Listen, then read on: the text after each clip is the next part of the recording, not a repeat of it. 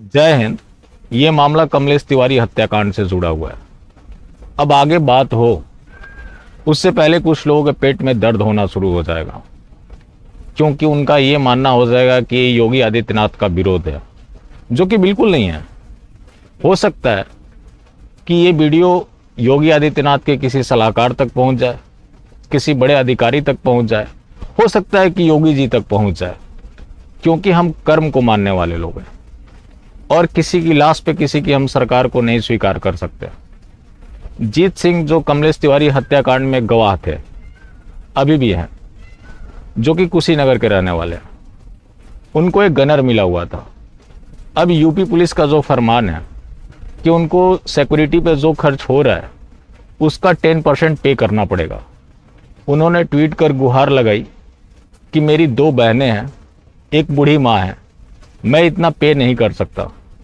Kushinagar police का भी reply आया कि ये कानूनी प्रक्रिया के तहत हो रहा है, जो कि एक पुलिस का रटा रटाया बयान होता है। अब सोचिए, कमलेश तिवारी का हत्याकांड हुआ, उसके कई आरोपी जैसे एक मौलाना था वो रिहा हो गया, कुछ और भी रिहा हुए थे जिनके ऊपर यूपी पुलिस ने गैंगस्टर एक्ट लगाया, फिर उन्हें गिरफ्तार किया। ये लोग हत्या करके भी बच जाते हैं और एक हिंदू 10% भी देने के कंडीशन में नहीं होता। दूसरी बात, हिंदू से इस तरह की क्यों एक्सपेक्टेशन रखी जाती है?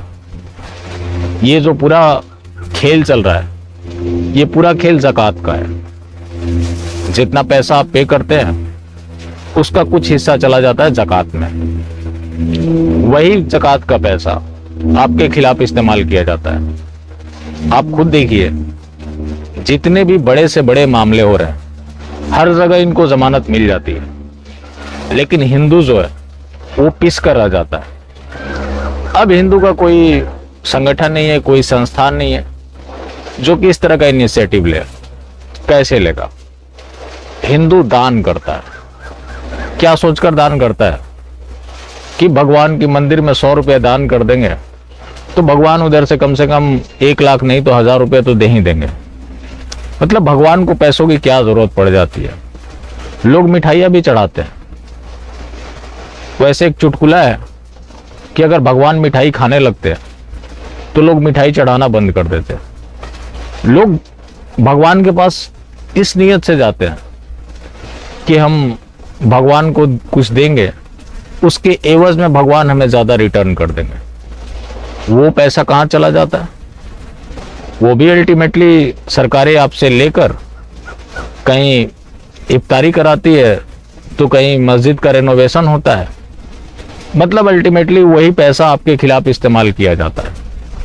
आप रोना रोएंगे कि सरकार ने हमारे मंदिरों को कब्जा कर रखा है। सिंपल सी बात है, आप मंदिरों में चढ़ाना बंद कर दें। जब आप चढ़ाएंगे नहीं तो सरकारें लेंगी नहीं। जो आप मंदिर के ऊपर डोनेट करना चाहते हैं वो वैसे लोगों के ऊपर डोनेट करें ना, जो कि वाकई धर्म के लिए कुछ कर रहे हैं। वरना एक दिन ऐसा समय आएगा, ना वो मंदिर रहेगा, ना आप रहेंगे, ना धर्म के मानने वाले रहेंगे। लेकिन ये चीज नहीं है। हम खुद से कुछ नहीं कर सकते, जो कि बहुत सिंपल है, लेकिन हमारी एक्सपेक्टेशन लोगों से होती है। बात है कमलेश तिवारी हत्याकांड का।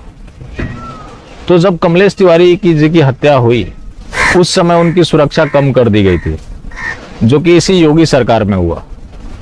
पहले जब अखिलेश यादव की सरकार थी तो उन्हें पर्याप्त सुरक्षा मिला हुआ था। अब अक्सर लोगों के ये भी सवाल होते हैं कि लोग हिंदू होकर हिंदू का विरोधी क्यों हो जाते हैं? जो हिंदू धर्म के लिए वाकई लड़ते हैं, हिंदुओं ने कितना साथ दिया उनका। राम मंदिर बना, एक सज्जन है जो जाकर लेट गए थे, उनको क्रेडिट मिल गया। कमलेश तिवारी जी ने अपनी पुश्तैनी जमीन बेचकर राम मंदिर की लड़ाई लड़ी। इलाहाबाद हाई कोर्ट में जब यह मामला चल रहा था उसके मुख्य पक्षकार कमलेश तिवारी जी थे। वही कमलेश तिवारी जी जब अयोध्या से चुनाव लड़े उस समय उनकी जमानत जब्त हो गई थी। उसके बाद भी लोग पूछते हैं कि लोग हिंदू होकर हिंदू का विरोधी क्यों होते हैं? जो हिंदुवादी होता है, पहली बात, जितने ये टुकड़े टुकड़े गैंग के मेंबर हैं या उनके जो एलाइज हैं, उनके निशाने पे तो वो पहले ही आ जाता है। हिंदुओं का एक बड़ा धड़ा भी उसका साथ छोड़ देता है। जो खुद को हिंदुवादी मानता है वो भी पार्टी पॉलिटिक्स में बटा हुआ है। फिर हिंदू जाए तो जाए कहाँ, उसकी मुकद्दर में मौत लिखा है, जो कि कमलेश तिवारी जी के साथ हुआ। कमलेश तिवारी जी ने इतना कुछ इस धर्म के लिए किया, लेकिन कमलेश तिवारी जी को क्या मिला? शायद 400 या 500 वोट मिले थे। एक लोकसभा के चुनाव में 400 से 500 वोट मिलना, वैसे नोटा को इससे ज्यादा मिल जाते हैं। उसके बाद भी हमारी जो शिकायत होती है, तो जो कि कहीं से भी जस्टिफाइड नहीं है। जो समाज अपनों के लिए कुछ नहीं करता, तो फिर उसका एक्सपेक्टेशन रखना भी अपने आप में बेमानी हो जाता है। अब बात है योगी आदित्यनाथ की सरकार से। हालांकि योगी सरकार ने बहुत अच्छे काम भी किए हैं, लेकिन जो गलत काम हुए हैं, जो कि किसी से भी हो जाते हैं, आप अपनी खुद की लाइफ के डिसीजंस को उठाकर देखेंगे, जो पिछले कुछ सालों में आपने किया, कई जगह आपको खुद को भी लगेगा कि हाँ, आपने ये चीज किया जो कि नहीं करना चाहिए था। तो ये किसी से भी होती है, लेकिन ये देखना जरूरी होता है कि उस गलती को सुधारने के लिए आपने क्या किया। तो योगी सरकार ने जो कुछ भी किया किसी साजिश के तहत नहीं किया।